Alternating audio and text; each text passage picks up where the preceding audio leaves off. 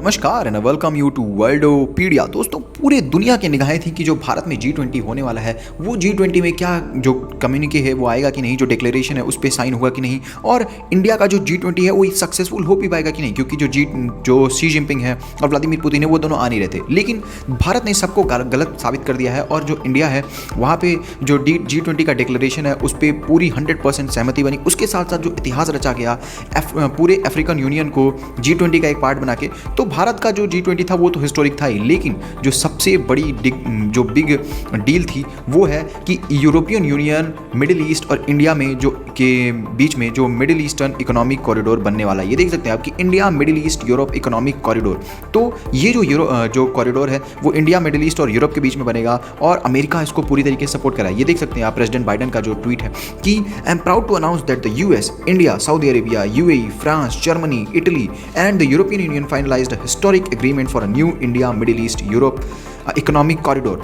तो जो ये कॉरिडोर है ये इंडिया, मिडिल ईस्ट और यूरोप को जोड़ देगा और इसके थ्रू जो बहुत सारे ट्रेड हैं वो होगा। लेकिन यूएस इसमें स्पेसिफिकली बहुत ज़्यादा इंटरेस्ट ले रहा है, क्योंकि इस जो कॉरिडोर है इसको पूरी तरीके से चाइना का जो बेल्ट एंड रोड इनिशिएटिव है उसके अपोजिट माना जा रहा है और उसका एक इसको राइवल माना जा रहा है। ये देख सकते हैं आप आर्टिकल कि Europe, Middle East, India trade plan to rival China's belt and road project on sidelines of G20। तो जो चाइना का बेल्ट एंड रोड इनिशिएटिव है उसको ये जो प्रोजेक्ट है ये पूरी तरीके से जो है उसकी अगेंस्ट है और ये चाइना के बेल्ट एंड रोड इनिशिएटिव को फेल करने की एक प्लानिंग रखता है। नाउ इस तरीके से कुछ जो है ये इंडिया, मिडिल ईस्ट और यूरोप का इकोनॉमिक जो कॉरिडोर है वो फंक्शन करेगा। जो ये इस जो कॉरिडोर में दो तरीके के जो कनेक्टिविटी है वो होगी, एक तो सी रूट के जरिए, उसके बाद जो है रेल रूट के जरिए। सबसे पहले तो जो इंडिया है उससे यूएई को कनेक्ट किया जाएगा सी पोर्ट के थ्रू। उसके बाद जो यूएई है और जो सऊदी अरेबिया उसके और जॉर्डन है उसमें रेलवे के थ्रू उनको कनेक्ट किया जाएगा। फिर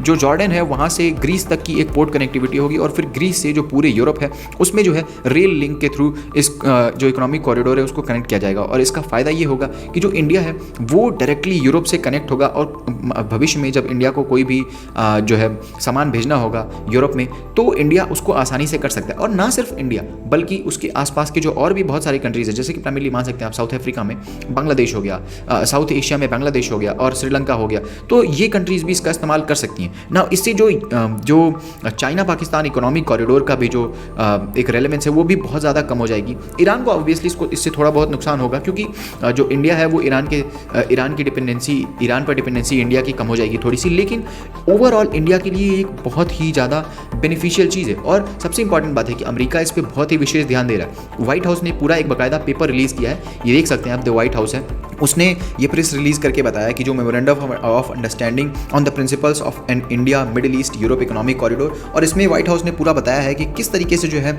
ये पूरी चीज़ जो इसको फंक्शन करी जाएगी और किस तरीके से इसको आगे जो है डेवलप किया जाएगा। और ख़ास करके जो यूएसए है वो इस पर बिल्कुल ढिलाई नहीं बरतना चाहता और इसको लेकर एकदम पूरे टाइम फ्रेम के अंदर ये सब काम होने चाहिए, इसको वो पूरा एश्योर कर रहा है। ये देख सकते हैं आप, the participant intend to meet with in 60 days, मतलब कि 60 दिनों के अंदर पूरा जो फ्रेमवर्क है उसको तैयार किया जाएगा कि आगे जो है किस तरीके से कौन सी जो कंट्री है वो कितना इन्वेस्ट करेगी, कहाँ से कहाँ तक की कनेक्टिविटी में कौन सी कंट्री का कितना इन्वेस्टमेंट होगा और किस तरीके से जो है आगे इसको फ्रेमवर्क को तैयार किया जाएगा। तो ये इंडिया के लिए एक बहुत ही बड़ी बात तो है, लेकिन चीन के लिए ये एक बहुत ही बड़ा सरदर्द है, क्योंकि over the period of time जो चाइना है उसने बहुत सारी कंट्रीज़ को अपने बेल्ट एंड रोड इनिशिएटिव में शामिल किया था। यूरोप की बहुत सारी कंट्रीज़ थी, जैसे कि मान लीजिए इटली थी यूरोप की, जो कि अभी तो बैक ऑफ कर गई है बेल्ट एंड रोड इनिशिएटिव से, लेकिन over the period of time China ने बहुत सारी और भी कंट्रीज़ को अपने बेल्ट एंड रोड इनिशिएटिव में शामिल किया था।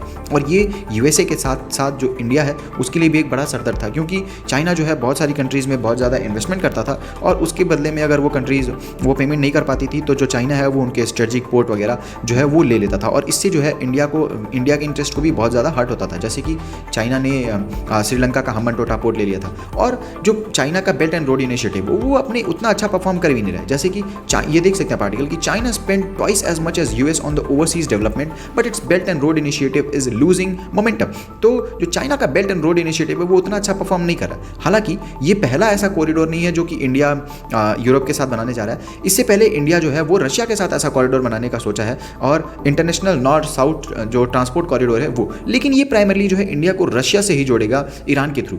तो इसमें जो है यूरोप से कनेक्टिविटी उतना ज़्यादा ऑप्शन नहीं है। हालांकि जो रशिया है वो भी इंडिया के लिए बहुत इंपॉर्टेंट है, लेकिन अगर इकोनॉमिकली वाइबल ऑप्शन को देखा जाए तो इंडिया के लिए जो सबसे ज़्यादा इंपॉर्टेंट है वो यूरोप है, क्योंकि यूरोप में इतनी सारी कंट्रीज़ हैं और यूरोप के साथ जो इंडिया है उसका ट्रेड भी बहुत ज़्यादा है। रशिया के साथ तो हम प्राइमरली जो है डिफेंस और ऑयल ही इंपोर्ट करते हैं, तो रशिया वाले कॉरिडोर से ज़्यादा इंपॉर्टेंट ये यूरोप वाला है ना। आपका क्या कहना है इस बारे में कमेंट करके बताइएगा।